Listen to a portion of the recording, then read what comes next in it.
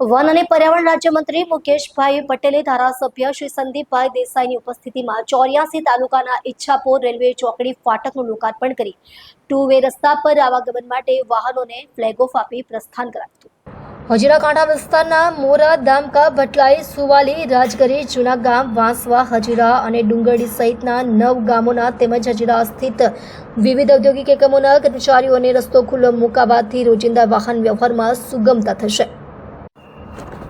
આ પ્રસંગે વનમંત્રીશ્રીએ જણાવ્યું કે 40 વર્ષનો બંધ રસ્તો ફરી ખુલ્લો મુકાવાથી ટ્રાફિક અને અકસ્માતની ગંભીર સમસ્યાથી લોકો વાહન ચાલકોને મુક્તિ મળશે। ખાસ કરીને રાત્રિના સમયમાં ભારે વાહનોને કારણે થતા અકસ્માતમાં ઘટાડો થશે। તેમણે કહ્યું કે સ્થાનિક વિસ્તારમાં આવેલા વિવિધ ઔદ્યોગિક એકમોને કારણે ભારે વાહનોની સતત અવરજવર રહેતી હોવાથી લાંબા સમયથી અહીં વસતા સ્થાનિકો તેમજ ધંધાદારોને ખૂબ મુશ્કેલી થતી હતી।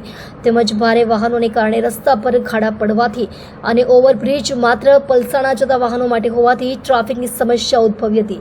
નેશનલ હાઈવે ઓથોરિટી, રેલવે વિભાગ, વિવિધ ઔદ્યોગિક એકમો તેમજ સુરત મહાનગરપાલિકાના સહયોગથી આ રસ્તાને ખુલ્લો મૂકવાથી બંને બાજુનો રસ્તો પુનઃ કાર્યરત થયો છે। એમ જણાવી આ તમામ વિભાગોને લોક સમસ્યાના ઉકેલ બદલ અભિનંદન આપ્યા હતા। આ પ્રસંગે 84 તાલુકા પંચાયત પ્રમુખ તૃપ્તિબેન પટેલ, સંગઠન મહામંત્રી Kishanbhai Patel, traffic ACP Shri Moin Shaikh, Ichchhapor PSI Shri AC Gohil સહિત ગ્રામજનો ઉપસ્થિત રહ્યા હતા।